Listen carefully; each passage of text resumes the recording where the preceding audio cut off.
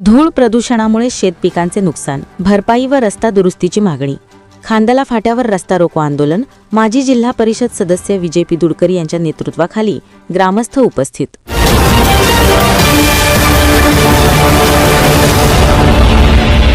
वणी तालुक्यातील शिरपूर ते शिंदोला परिसरात कोळसा वाहतुकीमुळे वाढलेल्या धूळ प्रदूषणामुळे शेतकरी व नागरिकांचे मोठे नुकसान होत आहे. या पार्श्वभूमीवर माजी जिल्हा परिषद सदस्य विजय पिदुडकर यांच्या नेतृत्वाखाली ग्रामस्थांनी प्रशासनाकडे निवेदन सादर केले होते. निवेदनात गेल्या 3 हंगामातील पिकांच्या नुकसानीची भरपाई, नागरिकांची आरोग्य तपासणी, धूळ प्रदूषणावर नियंत्रण तसेच खराब झालेल्या रस्त्यांची तात्काळ दुरुस्ती करण्याची मागणी करण्यात आली होती. मात्र मागण्या मान्य न झाल्याने 22 जानेवारी 2026 रोजी खांदला पाटा येथे सकाळी 10 वाजता रास्ता रोको आंदोलन करण्यात आले. हे आंदोलन दिवसभर सुरू होते. या आंदोलनात माजी जिल्हा परिषद सदस्य विजय पिदुडकर यांच्यासह मोठ्या संख्येने ग्रामस्थ सहभागी झाले होते. तसेच परिसरातील विविध ग्रामपंचायतीचे सरपंच व सदस्यही उपस्थित होते. आंदोलनकर्त्यांनी सिटी न्यूज वणीशी संवाद साधत धूळ प्रदूषणामुळे होत असलेल्या शेतपिकांच्या नुकसानाबाबत व नागरिकांच्या आरोग्याच्या प्रश्नांबाबत सविस्तर माहिती दिली. विजय भाऊ, आजचं आंदोलन कशामुळे करतात, काय प्रॉब्लेम आहे? आजचं आंदोलन वेकोली वनी एरियाच्या कोळसा वाहतुकीमुळे जे या ठिकाणी शेतपिकाचा सर्वे होऊन नुकसान भरपाई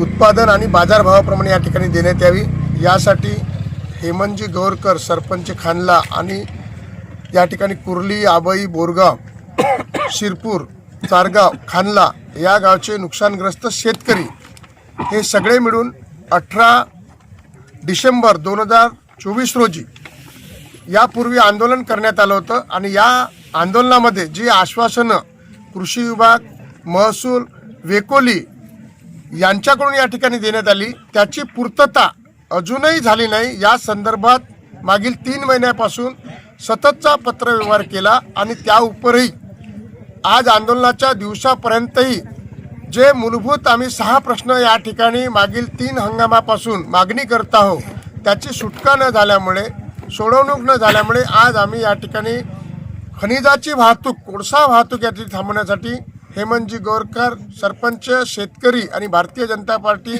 वनी ग्रामीण पूर्वच्या वतीनं रस्ता रोको आंदोलन करण्याची आमच्यावर या विभागानं, वेकोलीने वेळ आणली. या न्याय मागण्यासाठीच आम्ही या ठिकाणी आंदोलन करतो. वारंवार काहून आपल्याला आंदोलन करावं लागत आहे? जोपर्यंत आमच्यावर झालेला अन्याय हा समजून उमजून वेकोली, महसूल प्रशासन, कृषी विभाग या ठिकाणी सोडवत नाही तोपर्यंत जनतेसमोर नागरिकांना एकच संविधानाने अधिकार दिलेला आहे. आपल्याला लोकशाही पद्धतीने पत्रव्यवहार आणि आंदोलन या ठिकाणी करत त्याचाच एक भाग आहे की आंदोलन करत असताना आम्हाला एक मोठं यश आलेलं आहे की या राज्याचे माजी मंत्री आदरणीय सुनीलभाऊ मुनगंटीवार यांच्याकडे कोळशाच्या शेतपीक नुकसानी संदर्भात आम्ही गेलो आणि त्यांनी मुख्यमंत्री देवेंद्रजी फडणवीस यांना पत्र लिहिलं आणि माननीय विकासजी खारगे प्रधान सचिव यांच्या अध्यक्षतेखाली या राज्यामध्ये कोळसा धूळ प्रदूषणाने शेतपीक नुकसानाची एक समिती नेमण्यात आलेली आहे. आणि या समितीच्या अनुषंगाने आयुक्त अमरावती, जिल्हाधिकारी यवतमाळ आणि एसडीओ वणी यांची बैठक झाली आणि बैठकीच्या निमित्तानं त्यांनी इथला अहवाल मागितला. प्राथमिक अहवाल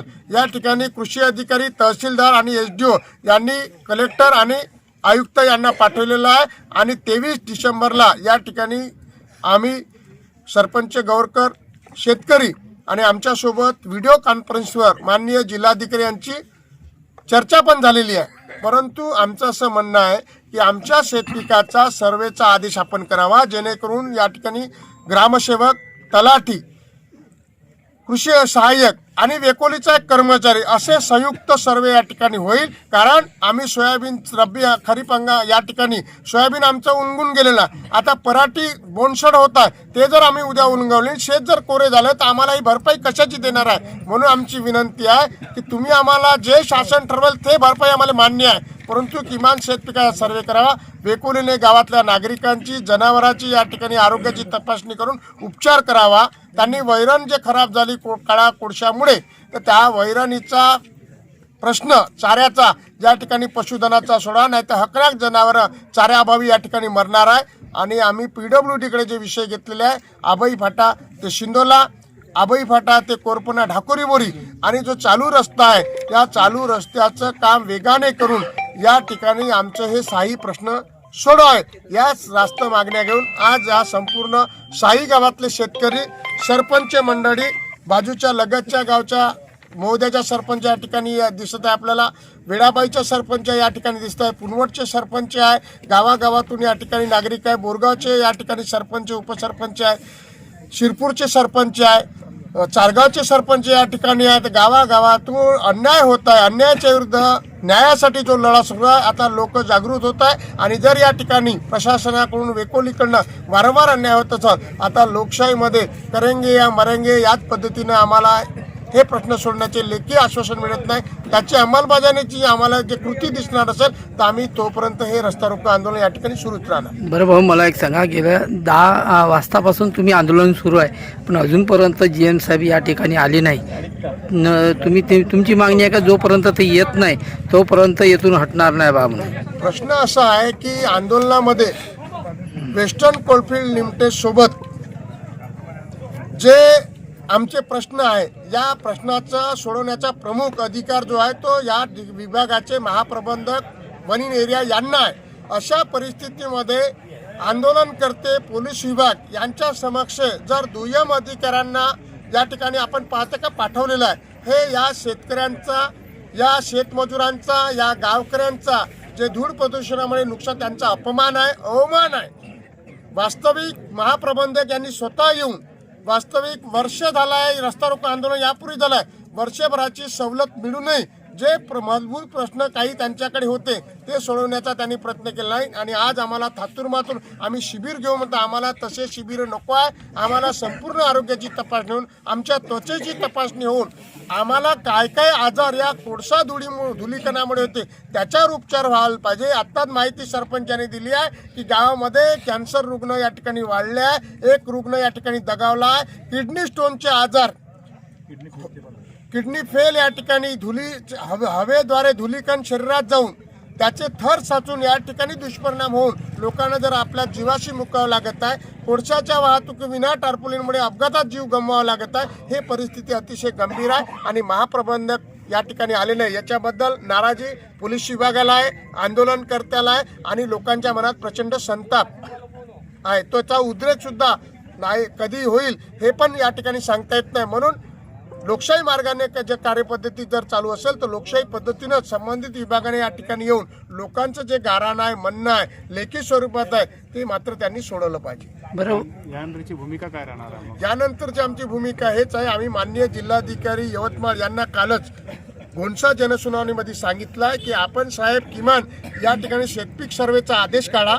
आदेश मिळाल्यावर सर्वे जर सुरू झाला तर मोबदला मिळण्यासाठी आम्ही वाट पाहू शकतो, परंतु तुम्ही शेतपीकाचा ऑर्डरचा अधिकार दिल्यामुळे त्यांनी आम्हाला बोलले होते की आम्ही लवकरच या ठिकाणी मी कारवाई करतो.